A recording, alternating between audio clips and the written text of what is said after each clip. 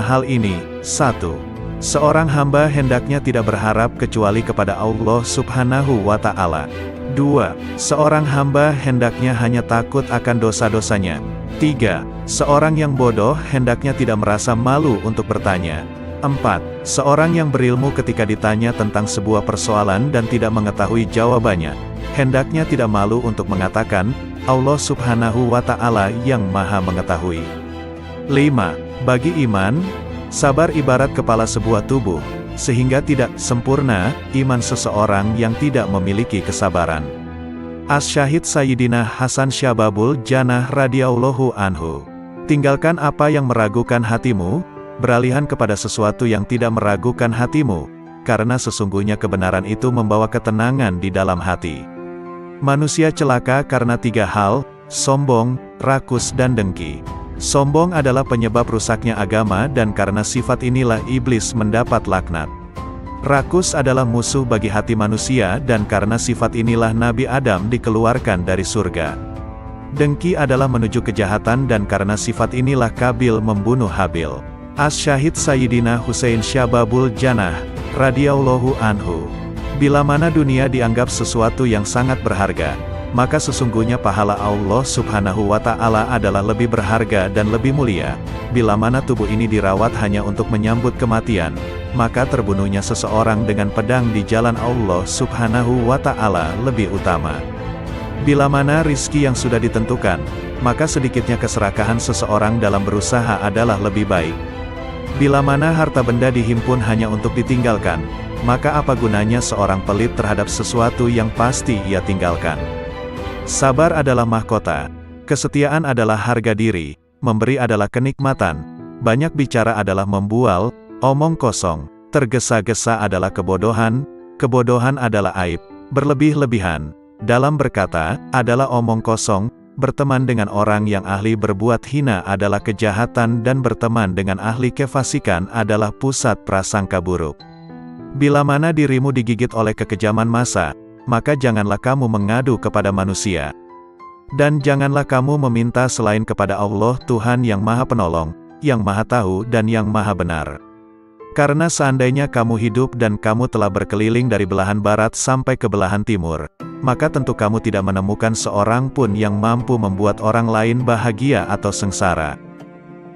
Syekh Al-Imam Ibrahim bin Adham radhiyallahu anhu.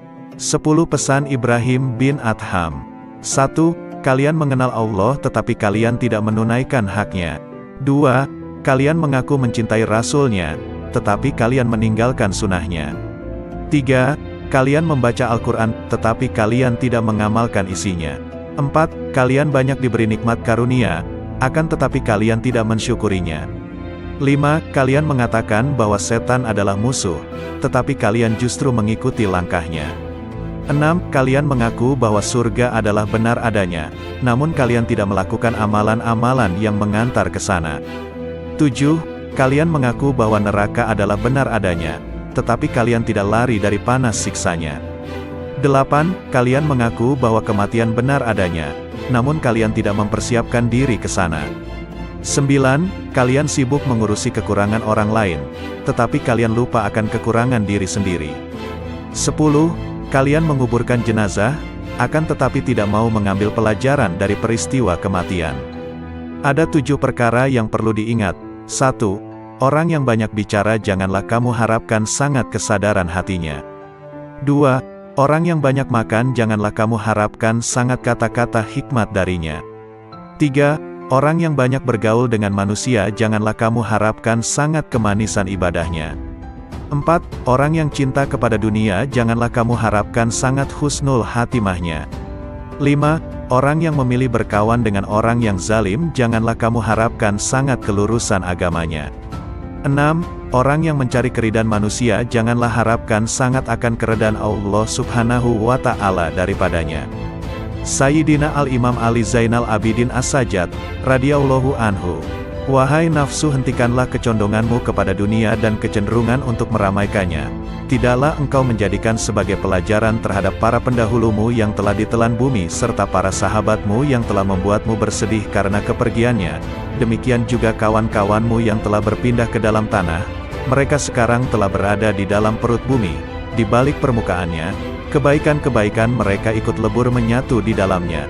Sudah berapa banyak manusia-manusia yang telah dibinasakan oleh kekejaman masa dari abad ke abad, serta beberapa banyak manusia-manusia yang telah dirusak oleh bumi dengan bencana-bencananya, lalu mereka ditenggelamkan di dalam gumpalan tanahnya, dari berbagai jenis manusia yang pernah engkau ajak bergaul dan kemudian mereka kamu antarkan ke dalam kuburnya. Betapa banyak manusia yang telah ditipu oleh dunia dari mereka yang justru mendiaminya, dan betapa banyak manusia yang telah dibanting oleh dunia dari mereka yang justru menempatinya. Lalu dunia itu tidak mau mengangkatnya lagi dari keterpelesetannya, tidak menyelamatkannya dari kebinasaannya, tidak menyembuhkan dari kepedihannya, tidak membebaskannya dari penyakitnya, dan tidak melepaskannya dari penderitaannya. Amal yang paling utama di sisi Allah Subhanahu wa Ta'ala adalah sesuatu yang dilakukan menurut sunnah Rasulullah Sallallahu Alaihi Wasallam. Orang-orang yang menjadi pimpinan para manusia adalah orang-orang yang bermurah hati dan bertakwa, sedangkan di akhirat nanti, yang mulia adalah orang-orang ahli agama, ahli keutamaan dan orang ahli ilmu yang bertakwa, karena sesungguhnya ulama adalah ahli waris para nabi. Sayyidina Al-Imam Muhammad Al-Baqir, radhiyallahu anhu. Sesungguhnya petir dapat menyambar seorang mukmin atau bukan, tetapi tak akan menyambar orang yang berzikir. Wahai putraku, hindarilah sifat malas dan bosan, karena keduanya merupakan kunci keburukan. Sesungguhnya jika engkau malas, tidak akan banyak melaksanakan kewajiban. Jika engkau bosan, tak akan tahan dalam menunaikan kewajiban. Seburuk-buruknya seorang teman itu adalah seseorang yang hanya menemanimu ketika kamu kaya dan meninggalkanmu ketika kamu miskin. Jika engkau menginginkan suatu kenikmatan dapat terus engkau nikmati, perbanyaklah mensyukurinya. Jika engkau merasa rizki lambat datang, perbanyaklah istighfar. Jika engkau ditimpa kesedihan, perbanyaklah membaca la haula wala quwata illa billah. Jika engkau takut, ucapkanlah hasbunallah wa ni'mal wakil. Jika engkau kagum terhadap sesuatu, ucapkanlah Masya Allah, la quwata illa billah. Jika engkau dikhianati, bacalah wa ufawidu amri ilallah, innallaha basirun bil ibad. Jika engkau ditimpa kesumpekan, ucapkanlah la ilaha illa anta subhanaka inni kuntu minas zalimin. Sayyidina Al-Imam Ja'far As-Shadiq, Amudusi Saraf, radhiyallahu anhu. Keseimbangan tobat dan ibadah akan menimbulkan perilaku yang baik yang mendapat ridho dari Allah Subhanahu wa Ta'ala.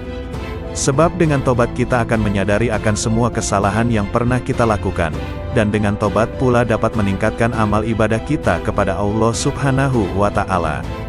Sesuai sabda Rasulullah, apabila Allah menghendaki seseorang menjadi baik, maka Dia membuatnya menyadari akan kesalahan-kesalahannya. Tiada bekal yang lebih utama daripada takwa, tiada sesuatu yang lebih baik daripada diam, tiada musuh yang lebih berbahaya daripada kebodohan, tiada penyakit yang lebih parah daripada berbohong. Jika engkau mendengar suatu kalimat dari seorang muslim, maka bawalah kalimat itu pada sebaik-baiknya tempat yang engkau temui. Jika engkau tidak mampu untuk mendapatkan wadah tempat kalimat tersebut, maka celalah dirimu sendiri. Barang siapa yang menjaga hatinya dari kelalaian berzikir, melindungi dirinya dari jerat syahwat, serta menjaga akalnya dari penyimpangan, dia akan dikelompokkan ke dalam golongan mereka yang hidup hatinya. Kemudian bagi mereka yang menjaga diri dari memanfaatkan ilmu pengetahuan yang dimilikinya untuk kepentingan pribadi, yang memelihara keimanannya dari bid'ah-bid'ah yang merusak, serta memelihara hartanya dari sesuatu yang haram, maka dirinya akan dikelompokkan ke dalam golongan orang-orang yang soleh. Jika engkau menjumpai sesuatu yang tidak engkau sukai dari perbuatan saudaramu, maka carilah satu, atau bahkan sampai 70 alasan, untuk membenarkan perbuatan saudaramu itu. Jika engkau masih belum mendapatkannya, maka katakanlah, semoga ia mempunyai alasan tertentu, kenapa berbuat demikian, yang aku tidak mengetahuinya. Duhai anakku, barang siapa membuka aib orang lain, maka aib keturunannya akan tersingkap. Barang siapa menghunus pedang seorang yang bengis, maka dia akan terbunuh darinya. Barang siapa menggali lubang untuk mencelakakan saudaranya, maka dia sendiri yang akan terjerumus ke dalamnya. Barang siapa memasuki tempat-tempat yang biasa dikunjungi orang-orang bodoh, maka dia akan direndahkan. Barang siapa bergaul dengan ulama, dia akan dimuliakan. Dan barang siapa memasuki tempat-tempat kemaksiatan, maka dia akan dituduh berbuat maksiat. Imam Hasan Basri, radhiyallahu anhu, hidup di dunia bagaikan ular berbisa yang lembut sentuhannya dan racunnya akan mematikan. Berhati-hatilah hidup di dunia yang penuh pesona, rayuan dan godaan. Engkau tidak akan memperoleh hakikat iman selama engkau mencela seseorang dengan sebuah aib yang ada pada dirimu sendiri. Perbaikilah aibmu, baru kemudian engkau perbaiki orang lain. Setiap kau perbaiki satu aibmu, maka akan tampak aib lain yang harus kau perbaiki. Akhirnya kau sibuk memperbaiki dirimu sendiri. Dan sesungguhnya hamba yang paling dicintai Allah Subhanahu wa Ta'ala adalah dia yang sibuk memperbaiki dirinya sendiri. Sepanjang sejarah kehidupan manusia, tidak ada hari seperti hari kiamat, hari di mana aib terbuka dan mata menangis. Orang zuhud itu mempunyai 3 syarat. 1. Sedikit sekali menggemari dunia, sederhana dalam menggunakan segala miliknya, menerima apa yang ada, juga tidak merisaukan segala sesuatu yang tidak ada, akan tetapi giat dalam bekerja, karena bekerja adalah mencari rizki, sedangkan mencari rizki, suatu kewajiban. 2. Pujian dan celaan adalah hal yang sama, tidak bergembira bila mendapat pujian, juga tidak bersedih jika mendapat celaan atau hinaan. 3. Mengutamakan ridho Allah Subhanahu wa Ta'ala daripada ridho manusia atau merasa tenteram jiwanya bersama Allah Subhanahu wa Ta'ala dan merasa bahagia sebab dapat mentaati semua tuntutannya. Imam Muhammad Asy-Syafi'i, radhiyallahu anhu, cintailah orang soleh, karena mereka memiliki kesolehannya. Cintailah Nabi Muhammad sallallahu alaihi wasallam, karena dia kekasih Allah Subhanahu wa Ta'ala, dan cintailah Allah Subhanahu wa Ta'ala, karena dia kecintaan Nabi dan orang soleh. Dunia adalah tempat yang licin dan menggelincirkan, rumah yang hina, bangunan-bangunannya akan runtuh, penghuninya akan beralih ke kuburan, perpisahan dengannya adalah sesuatu keniscayaan, kekayaan di dunia sewaktu-waktu bisa berubah menjadi kemiskinan, bermegah-megahan adalah suatu kerugian, maka memohonlah perlindungan Allah Subhanahu wa Ta'ala, terimalah dengan hati yang lapang segala karunia-Nya. Jangan terpesona dengan kehidupanmu di dunia sehingga meninggalkan kehidupan akhirat. Ketahuilah, sesungguhnya hidupmu di dunia akan sirna, dindingnya juga miring dan hancur, maka perbanyaklah perbuatan baik dan janganlah terlalu banyak berangan-angan. Menganggap benar dengan hanya satu pandangan merupakan suatu bentuk ketertipuan. Berpegangan dengan suatu pendapat itu lebih selamat daripada berkelebihan dan penyesalan. Melihat dan berpikir, keduanya akan menyingkap keteguhan hati dan kecerdasan. Bermusyawarah dengan orang bijak merupakan bentuk kemantapan jiwa dan kekuatan mata hati. Ketahuilah bahwa orang yang jujur kepada Allah Subhanahu wa Ta'ala, ia akan selamat. Barang siapa yang bersemangat dengan agamanya, ia pun akan selamat dari kerusakan, dan barang siapa yang berlaku zuhud dengan urusan dunianya, niscaya kelak pahala Allah Subhanahu wa Ta'ala akan nampak indah di matanya. Tujuan dari ilmu adalah mengamalkannya, maka ilmu yang hakiki adalah yang terefleksikan dalam kehidupannya, bukannya yang bertengger di kepala. Jika engkau melihat seseorang berjalan di atas air dan bisa terbang di udara, maka janganlah kehebatan itu menjadikan kalian lengah dan terheran-heran kepadanya sampai kamu mengetahui secara persis atas apa yang dikerjakannya itu berlandaskan pada Al-Quran dan As-Sunnah. Jika rasa ujub menghinggapi aktivitasmu, maka lihatlah keridhaan siapa yang kau harapkan, pahala mana yang kau suka, sanksi mana yang kau benci. Maka jika engkau memikirkan satu di antara kedua hal ini, niscaya akan hadir di depan matamu apa yang sudah kamu lakukan. Bid'ah itu terbagi menjadi 2 macam, segala sesuatu yang baru dan tidak sejalan dengan Al-Quran, Sunnah, Atsar, Ijma itu merupakan bid'ah dalalah, bid'ah yang sesat. Sementara jika sesuatu yang baru itu tidak berseberangan dengan Al-Quran, hadis, Atsar dan Ijma maka sesuatu yang baru itu disebut bid'ah hasanah, bid'ah yang baik. Barang siapa yang dipancing untuk marah, namun ia tidak marah, maka dia tak ubahnya keledai, dan barang siapa yang diminta keridoannya namun tidak ridho, maka dia adalah syaitan. Tawadu adalah perkara yang sangat diidam-idamkan. Orang yang paling tinggi kedudukannya adalah mereka yang tidak melihat kedudukannya sendiri. Akan tetapi tawadu di hadapan orang yang tidak bisa menghargai orang lain merupakan bentuk kezaliman terhadap diri sendiri. Dasar ilmu adalah kemantapan dan buahnya adalah keselamatan.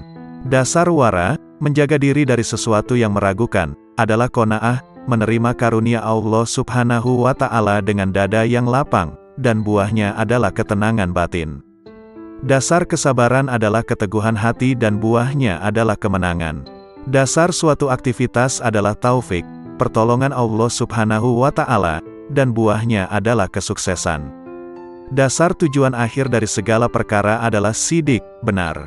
Di antara orang yang tidak mempunyai harga diri adalah mereka yang dengan mudahnya memberitahukan usianya kepada orang lain.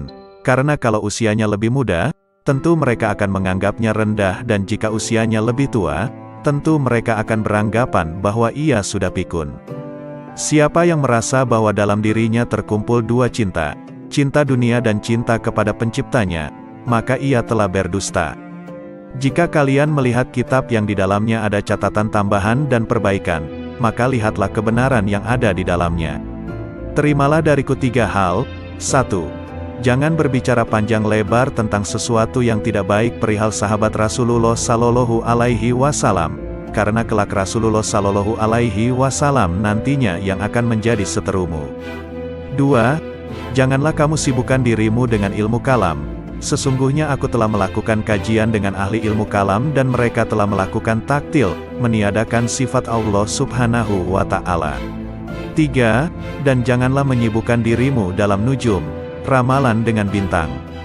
Sayyidina Al-Imam Qutbil Rabbani Syekh Abdul Qadir Al-Jailani, radhiyallahu anhu. Hai orang-orang yang lalai, secara terang-terangan engkau menentang Allah Subhanahu wa Ta'ala yang maha benar dengan bermaksiat kepadanya tetapi merasa aman dari siksanya.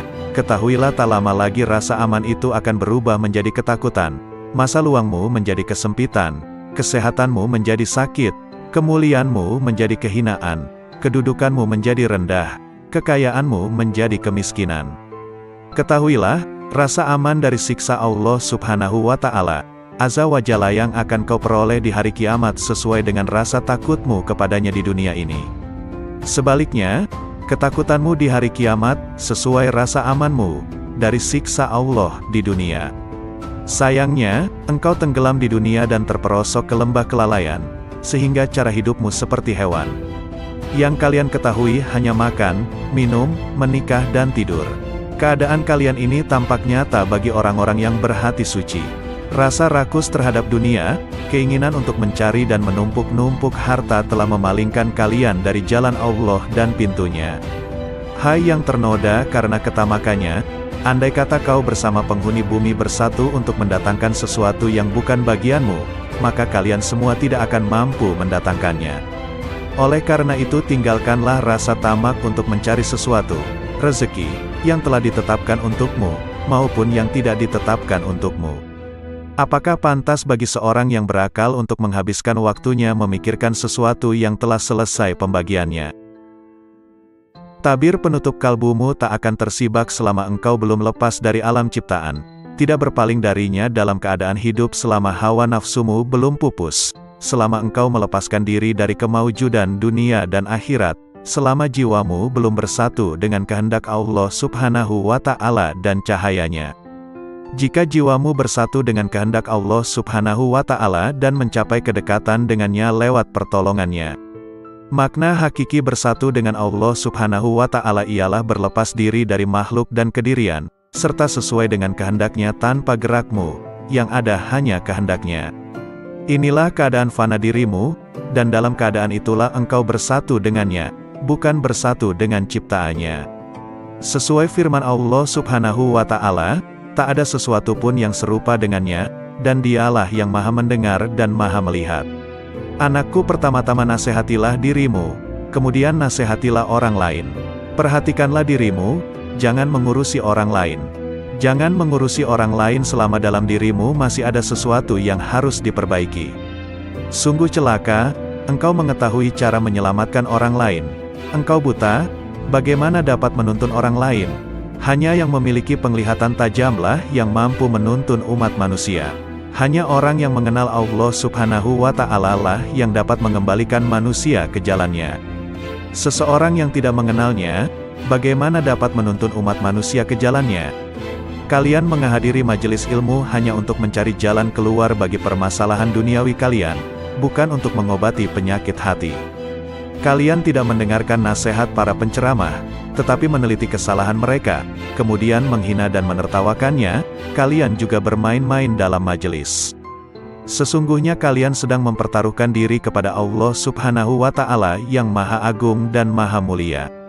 Segeralah bertobat, jangan mencontoh musuh-musuh Allah Subhanahu wa Ta'ala. Berusahalah untuk mengambil manfaat dari apa yang kalian dengar. Syekh Imam Al-Ghazali, radhiyallahu anhu.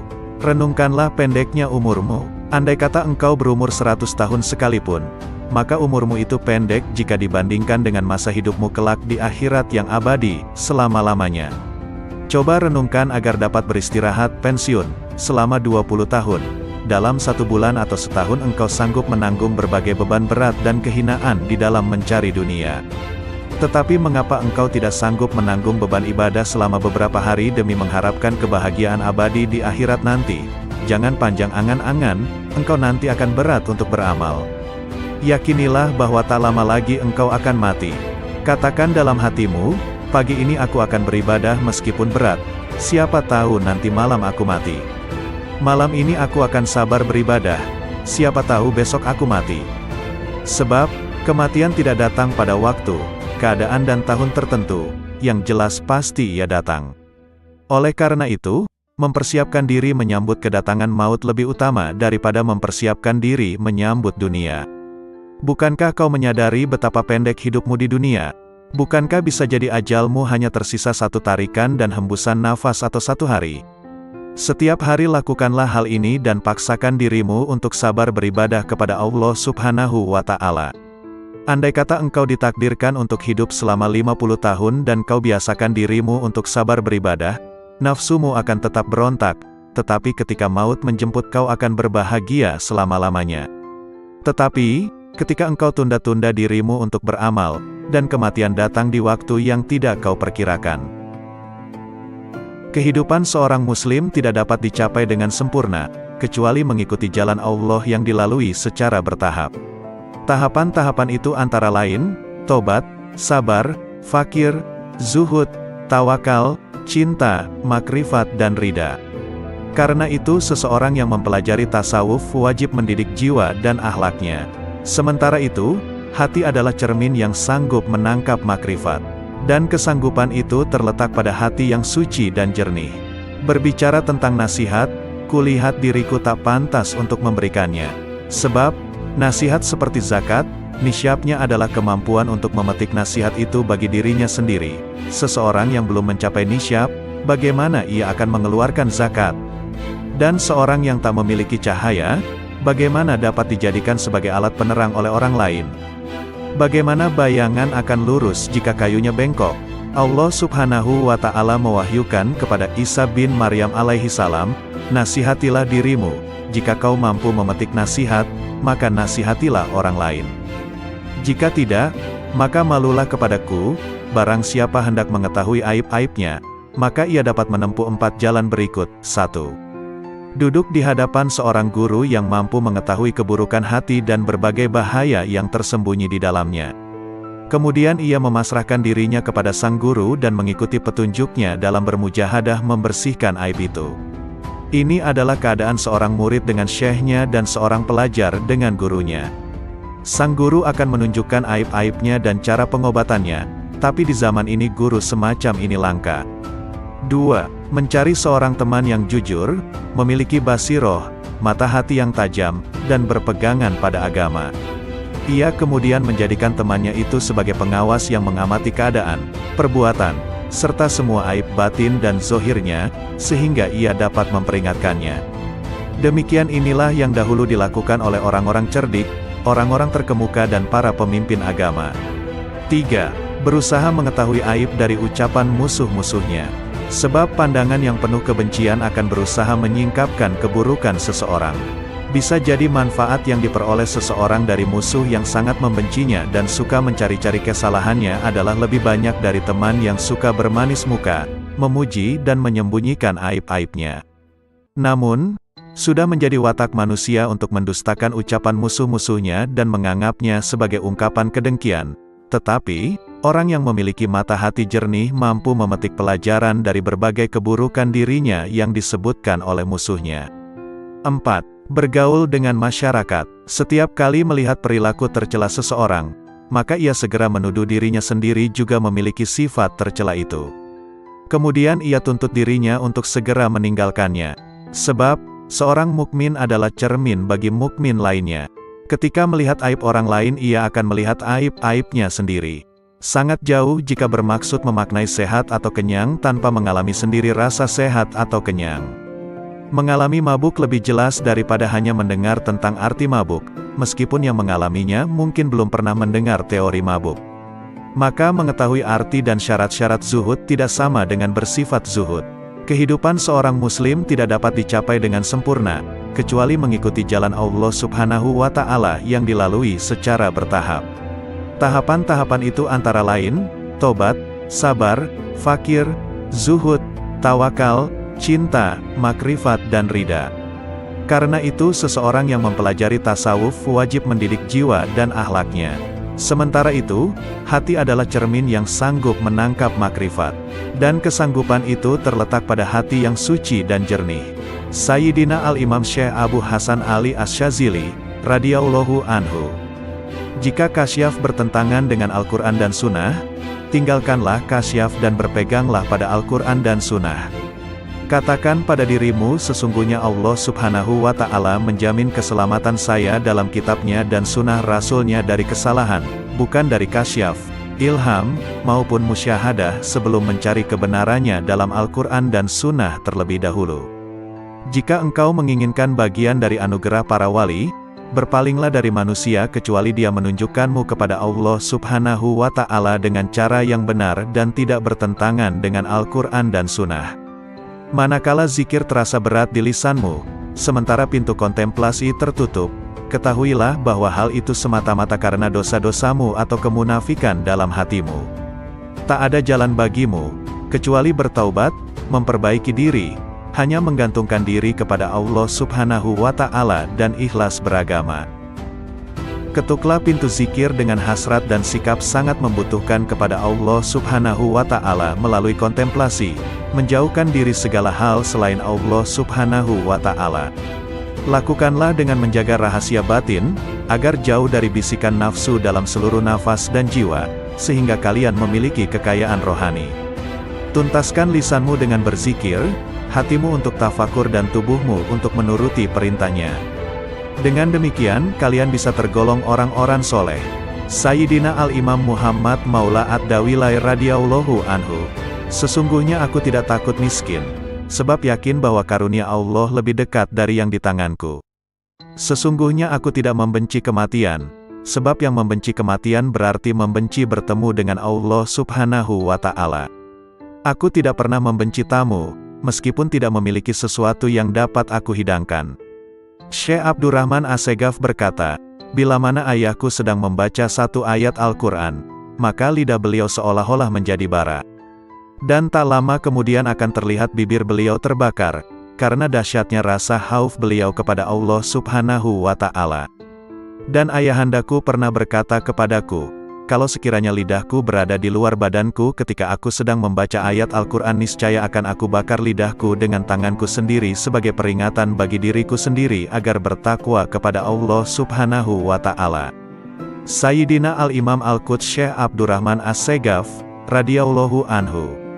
Al-Muqaddam Ats-Tsani li As-Sa'adati Ba'alawi. Semua manusia membutuhkan ilmu, ilmu membutuhkan amal, amal membutuhkan akal. Akal membutuhkan taufik dan taufik adalah pemberian Allah Subhanahu wa Ta'ala. Setiap ilmu tanpa amal, maka batil. Setiap ilmu dan amal tanpa niat, maka tiada bernilai. Setiap ilmu, amal dan niat tanpa sesuai dengan sunnah, maka tertolak. Setiap ilmu, amal, niat dan sesuai sunnah, tanpa wara, maka suatu kerugian. Dikhawatirkan pelakunya akan kehilangan semuanya di saat hari ditimbangnya amal. Janganlah engkau beranggapan bahwa amalan-amalan lahirmu itu bernilai. Sedikit dari amalan batin lebih baik dari lautan amalan lahir. Obatnya hati adalah tidak tergantung pada makhluk. Barang siapa yang tidak mempunyai wirid, maka ia seperti monyet. Barang siapa yang tidak menelaah dan mempelajari kitab Ihya, maka ia tidak punya rasa malu. Al-Imam Muhyin Nufus Al-Habib Abdullah Al-Aidrus Akhbar, radhiyallahu anhu. Di antara waktu yang bernilai tinggi, merupakan pembuka pembendaharaan ilahi, di antara zuhur dan asyar, maghrib dan isya dan tengah malam terakhir sampai ba'da subuh. Sumber segala kebaikan dan pangkal segala kedudukan dan keberkahan akan dicapai melalui ingat mati, kubur dan bangkai. Keridhaan Allah Subhanahu wa Ta'ala dan Rasul-Nya terletak pada mutalaah, mempelajari dan memperdalam Al-Quran dan hadis serta kitab-kitab agama Islam. Meninggalkan dan menjauhi ghibah adalah raja atas dirinya, menjauhi naimah, mengadu domba, adalah ratu dirinya, baik sangka kepada orang lain adalah wilayah dirinya, duduk bercampur dalam majelis zikir adalah keterbukaan hatinya. Peraslah jasadmu dengan mujahadah, memerangi hawa nafsu dunia, sehingga keluar minyak kemurnian. Barang siapa yang menginginkan keridhaan Allah, hendaklah mendekatkan diri kepada Allah Subhanahu wa Ta'ala, karena keajaiban dan kelembutan Allah terdapat pada akhir malam. Jangan kau abaikan sedekah pada setiap hari sekalipun sekecil atom. Perbanyaklah baca Al-Quran setiap siang dan malam hari. Ciri-ciri orang yang bahagia adalah mendapatkan taufik dalam hidupnya, banyak ilmu dan amal serta baik perangai maupun tingkah lakunya. Orang yang berakal adalah yang diam, tidak bicara sembarangan. Orang yang takut pada Allah Subhanahu wa Ta'ala adalah orang yang banyak sedih, merasa bersalah. Orang yang roja, mengharap ridho Allah Subhanahu wa Ta'ala, adalah orang yang banyak melakukan ibadah. Orang yang mulia adalah yang bersungguh-sungguh dalam kebaikan dan ridho Allah Subhanahu wa Ta'ala yang didambakan hidupnya. Orang yang bertaubat adalah yang menyesali perbuatannya, menjauhi pendengaran yang tidak bermanfaat, dan mendekatkan diri kepada Allah Subhanahu wa Ta'ala. Al-Imam Qutbil Irfan Al-Habib Ali As-Sakran, radhiyallahu anhu.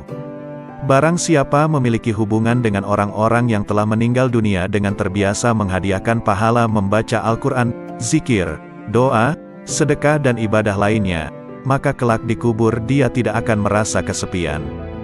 Bahkan setelah meninggal dunia dia akan merasa senang. Dia seperti orang yang berkunjung ke rumah teman yang pandai menghibur dan selalu memuliakannya. Saudaraku, jangan tinggalkan satupun sunnah dan adab yang terdapat dalam syariat, tanpa uzur, alasan yang benar. Sebab, Abdullah bin Mubarak radhiyallahu anhu berkata, barang siapa meremehkan adab, akibatnya dia akan meninggalkan sunnah. Dan barang siapa meremehkan sunnah, akibatnya dia akan meninggalkan yang wajib, akibatnya dia tidak akan memperoleh makrifat. Rasulullah Shallallahu Alaihi Wasallam bersabda, maksiat merupakan utusan, kurir, kekufuran. Memandang remeh hal-hal yang makruh akan mendorong seseorang untuk berbuat yang haram dan meremehkan yang haram akan mendorong seseorang untuk kufur. Oleh karena itu, wahai saudaraku, dengan berlandaskan sunnah dan hukum-hukum syariat, biasakan dirimu untuk menentang dan tidak mengikuti keinginan nafsu. Curahkanlah semua tenagamu untuk berjuang mendapatkan keridhaan Allah Subhanahu wa Ta'ala dan kesuksesan di hari esok. Al-Imam Qutbil Anfas Al-Habib Umar Al-Ettas, radhiyallahu anhu. Sumber-sumber ilmu tidak akan berkurang sedikit pun dari generasi terkemudian, akan tetapi pada umumnya mereka datang dengan membawa wadah yang bocor, sehingga tidak memperoleh ilmu kecuali sedikit. Sebagian orang yang datang dengan membawa bejana yang dapat mencukupi dalam waktu sebulan, ada juga yang mencukupinya hanya 8 hari, ada juga yang hanya mencukupinya sehari, tetapi ada juga yang dapat mencukupinya sepanjang hidupnya. Dulu di antara manusia ada yang datang membawa pelita lengkap dengan minyak dengan koreknya, yakni dengan persiapan yang lengkap, sehingga gurunya dapat menyalakan. Tetapi kini banyak di antara mereka yang datang kepada gurunya, tetapi mereka tidak membawa apapun yang gurunya dapat menyalakan. Hendaknya orang-orang yang menghendaki keselamatan akhirat meninggalkan tidurnya, demi untuk mendapatkan siraman rahmat di malam hari.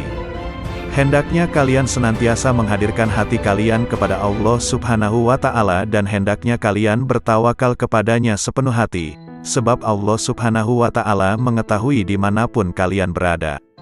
Alangkah entengnya musibah dalam agama menurut kalian, padahal kalian tidak pernah menyatakan belasungkawa andai kata aku terlambat sholat berjamaah.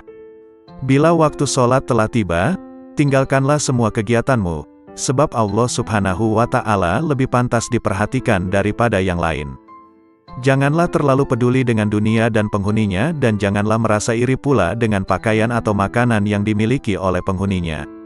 Yang dikatakan orang baik adalah seorang yang telah melewati pintu surga sampai masuk ke dalamnya. Perbanyaklah membaca istighfar dan alhamdulillah sebanyak mungkin setelah membaca maulud. Perbanyaklah baca istighfar dan solawat, karena keduanya adalah sebaik-baik zikir yang dapat menolong kesulitan di masa kini. Perhatikan kebiasaan baik yang engkau inginkan, wafat dalam kebiasaan itu, karena itu tetaplah dalam kebiasaan itu, dan perhatikanlah kebiasaan buruk yang engkau tidak inginkan wafat dalam kebiasaan seperti itu, karena itu jauhilah kebiasaan itu. Tentang sabda Rasulullah Shallallahu Alaihi Wasallam, seseorang ada kalanya beramal kebajikan-kebajikan sampai antara ia dengan surga hanya tinggal sejengkal, tetapi dalam ketentuan ilahi, ia ditetapkan sebagai penghuni neraka, sehingga ia melakukan perbuatan-perbuatan amal penghuni neraka, sampai ia masuk neraka. Seseorang ada kalanya beramal kejahatan-kejahatan sampai antara ia dengan neraka hanya tinggal sejengkal, tetapi dalam ketetapan ilahi, ia ditetapkan sebagai calon penghuni surga, maka ia beramal penghuni surga, sampai ia masuk surga. Pendapat Habib Umar Al-Atta tentang sabda Nabi Shallallahu Alaihi Wasallam di atas. Seseorang yang selalu mengerjakan amalan ahli surga, kebanyakannya akan masuk ke dalam surga, sebab perbuatan lahiriah adalah lambang perbuatan batiniah. Jika ia masuk ke dalam neraka, maka hal itu jarang sekali. Hal itu seperti orang yang jatuh dari tempat yang tidak terlalu tinggi. Tentunya orang itu tidak akan berbahaya. Demikian pula seorang yang melakukan amal-amal ahli neraka, kebanyakannya ia akan masuk ke dalam neraka, tetapi jika ia masuk ke dalam surga, maka hal itu jarang sekali terjadi. Hal itu seperti orang yang jatuh dari puncak gunung, kebanyakan akan wafat. Al-Imam Qutbil Irsyad wal Bilad Al-Habib Abdullah Al-Haddad, radhiyallahu anhu.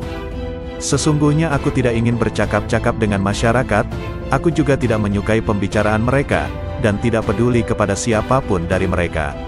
Sudah menjadi tabiat dan watakku bahwa aku tidak menyukai kemegahan dan kemasyhuran.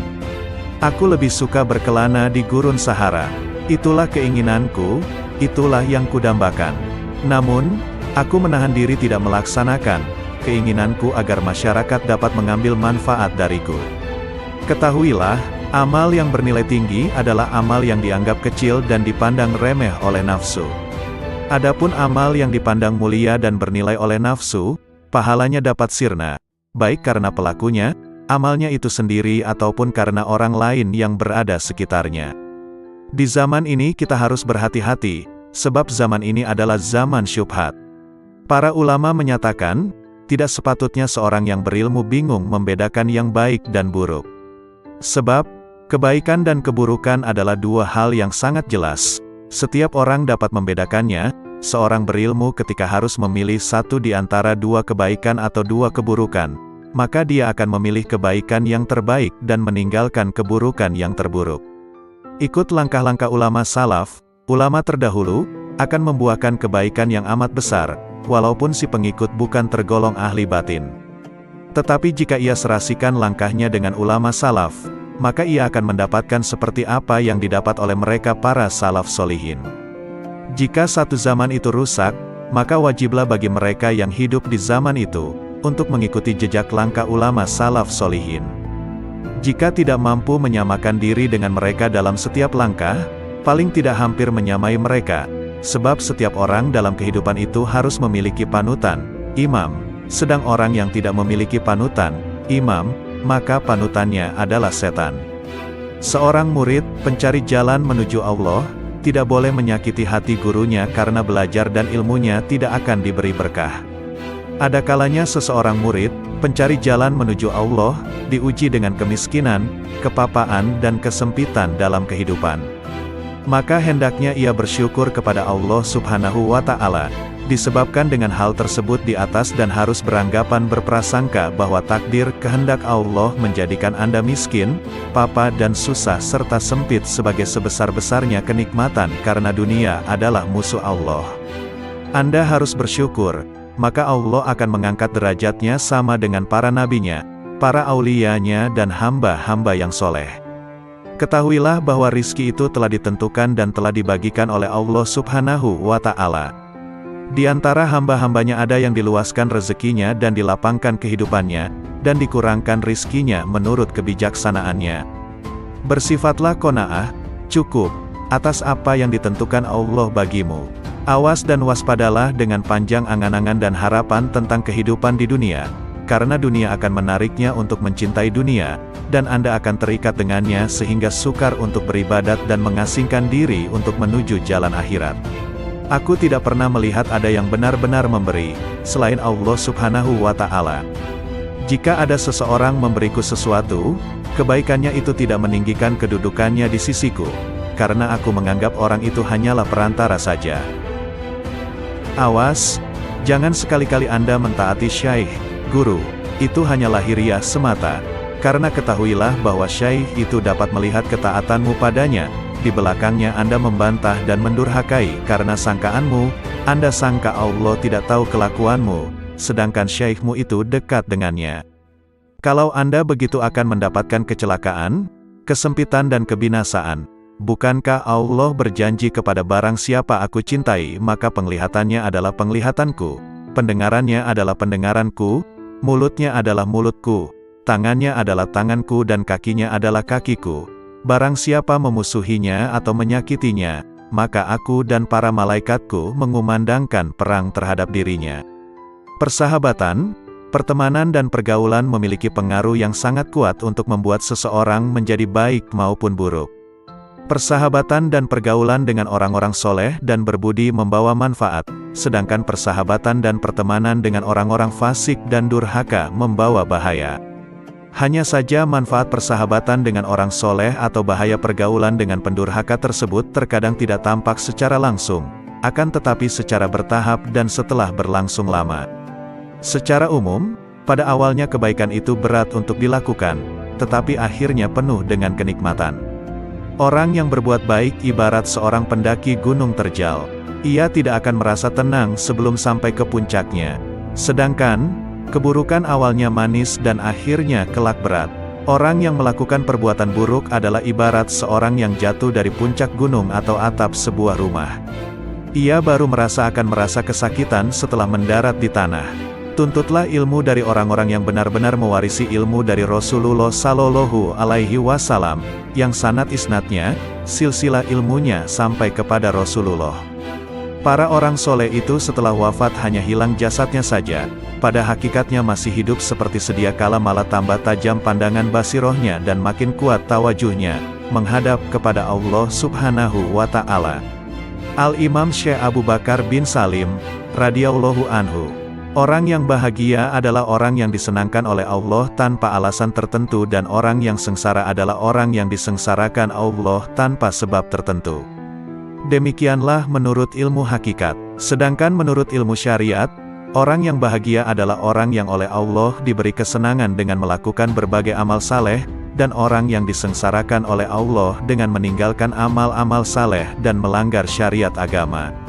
Orang yang sengsara adalah orang yang mengikuti hawa nafsunya. Barang siapa mengenal dirinya, ia tidak akan melihat selain Allah Subhanahu wa Ta'ala. Barang siapa tidak mengenal dirinya, ia tidak akan melihat Allah Subhanahu wa Ta'ala. Barang siapa tidak memelihara waktunya, ia tidak akan selamat dari bencana. Dalam qanaah terdapat ketenteraman dan keselamatan, dalam tamak terdapat kehinaan dan penyesalan. Orang yang arif melihat aib-aib dirinya, sedang orang yang lalai melihat aib-aib orang lain. Dan orang yang bahagia adalah orang yang melawan hawa nafsunya, berpaling dari alam untuk menghadap kepada penciptanya, dan melewatkan waktu-waktu pagi dan sore dengan meneladani sunnah nabinya. Kesuksesanmu adalah ketika kamu membenci nafsumu dan kehancuranmu adalah saat kamu meridainya. Karena itu, bencilah nafsumu dan jangan meridainya. Niscaya kamu akan berhasil meraih segala cita-citamu, insya Allah. Berprasangka baiklah kepada sesama hamba Allah, sebab buruk sangka timbul karena tiadanya taufik. Ridalah selalu pada qada, bersikap sabarlah, walaupun musibah yang kamu alami teramat besar. Firman Allah, sesungguhnya hanya orang-orang yang bersabarlah yang akan dibalas dengan pahala tanpa batas. Az-Zumar, ayat 10. Ketahuilah oleh kalian, sesungguhnya Allah Subhanahu wa Ta'ala bertajalli, mengagungkan dirinya, di hati para kekasihnya, para kaum arifin, karena mereka menghapus selainnya di hati mereka dan mereka menghilangkan selain Allah Subhanahu wa Ta'ala dalam pandangan mereka terhadap semesta dan pada setiap kejadiannya bahwa semuanya adalah semata-mata ciptaan Allah Subhanahu wa Ta'ala, dan mereka melalui siang, pagi serta sore hari selalu dalam keadaan taat kepadanya. Mereka selalu beribadat serta berharap dan takut kepadanya, serta selalu ruku dan bersujud kepadanya. Mereka selalu dalam keadaan bahagia dan gembira serta ridho dengan segala ketentuan qada dan qadar yang telah ditentukan Allah Subhanahu wa Ta'ala atas mereka. Berkata Nabi Ayub alaihi salam, "Mana aku hendak memilih di antara dua perkara, maka aku akan memilih perkara yang ada ridho Allah Subhanahu wa Ta'ala di dalamnya karena hanya hal itulah yang mendatangkan kemaslahatan bagiku." Berkata kaum arifin, "Kalau sekiranya kedua mataku melihat selain Allah, maka akan kubutakan. Kalau sekiranya kedua telingaku mendengar selain Allah, maka akan kutulikan. Dan bila mana lidahku berkata yang tidak diperintahkan Allah, maka akan kupotong." Sedikit amal dari hati menyamai amal seluruh manusia dan jin. Sesungguhnya bala yang menimpamu pada saat lupamu, bila engkau menyadarinya adalah merupakan jalanmu untuk kembali mengenal Allah Subhanahu wa Ta'ala dan kembali mendekatkan dirimu kepadanya pada saat engkau meminta bala tersebut dihilangkannya, dan bala sesungguhnya adalah bila mana engkau melupakan Allah Subhanahu wa Ta'ala dan engkau lupa bahwa dirimu selalu fakir kepadanya. Beristiqomahlah kalian dalam setiap amal, karena para ahli kasyaf sekalipun semua bermohon kepada Allah Subhanahu wa Ta'ala agar mereka diberikan kekuatan dalam beristiqomah agar mereka tidak jatuh dalam keadaan terhijab darinya. Ketahuilah oleh kalian, makrifat kepada Allah Subhanahu wa Ta'ala adalah dengan kejelasan dan bukan dengan tersamar, dan bila mana seorang hamba diberinya makrifat kepadanya, maka ia pasti akan melihat semua amal yang dicintai oleh Rasulullah Sallallahu Alaihi Wasallam. Imam Ibnu Atta, radhiyallahu anhu, "Jika sebelumnya kau sedikit melakukan salat dan puasa sunnah, maka perbaikilah kekuranganmu dengan banyak bersalawat kepada Rasulullah Sallallahu Alaihi Wasallam. Andai kata sepanjang hidupmu engkau melakukan segala jenis ketaatan dan kemudian Allah Subhanahu wa Ta'ala bersalawat kepadamu sekali saja, maka satu solawat Allah ini akan mengalahkan semua amalmu itu.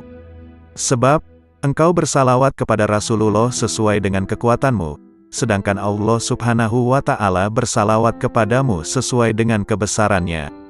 Ini jika Allah Subhanahu wa Ta'ala bersalawat kepadamu sekali, lalu bagaimana jika Allah Subhanahu wa Ta'ala membalas setiap solawatmu dengan 10 solawat sebagaimana yang disebutkan dalam sebuah hadis sahih? Betapa indah hidup ini jika kau isi dengan ketaatan kepada Allah Subhanahu wa Ta'ala, dengan berzikir kepadanya dan bersalawat kepada Rasulullah Sallallahu Alaihi Wasallam. Orang yang menggunakan masa sehatnya untuk bermaksiat kepada Allah Subhanahu wa Ta'ala adalah seperti seorang anak yang mendapat warisan dari ayahnya sebesar 1000 dinar, kemudian ia gunakan semua uang itu untuk membeli ular dan kalajengking yang sangat berbisa yang kemudian mengelilingi dan menggigitnya. Bukankah ular dan kalajengking tersebut akan membunuhnya? Kamu gunakan masa sehatmu untuk bermaksiat kepada Allah Subhanahu wa Ta'ala, maka nilaimu adalah seperti burung pemakan bangkai yang terbang berkeliling mencari bangkai, dimanapun ia dapatkan, maka ia segera mendarat. Jadilah seperti tawon, kecil tapi memiliki cita-cita yang mulia. Ia hisap wewangian dan ia produksi madu yang enak. Engkau telah terlalu lama bergelimang kemaksiatan, kini terjunlah ke dalam hal-hal yang dicintai Allah Subhanahu wa Ta'ala. Telah kujelaskan hakikat permasalahan ini kepadamu, tetapi orang yang lalai tidak akan sadar meskipun memperoleh berbagai rencana.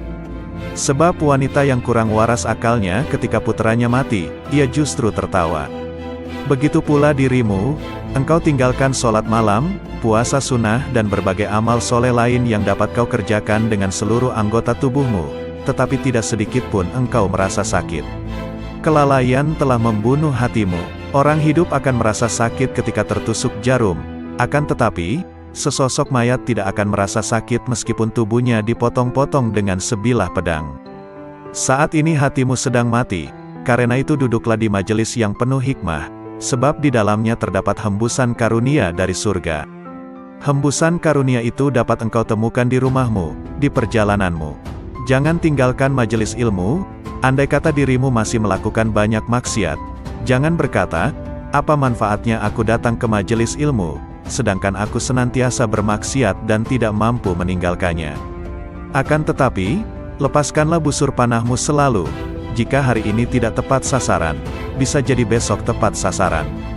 Engkau hendaknya berpikir untuk melakukan amal sebaik mungkin, bukan sebanyak mungkin. Banyak amal jika tidak dilakukan dengan baik adalah seperti pakaian yang banyak jumlahnya, tetapi harganya murah harganya. Sedangkan sedikit amal tetapi berkualitas, dikerjakan dengan baik, adalah seperti sedikit pakaian tetapi mahal harganya. Amal yang berkualitas, dikerjakan dengan baik, adalah seperti sebuah intan berlian, kecil bentuknya tetapi mahal harganya.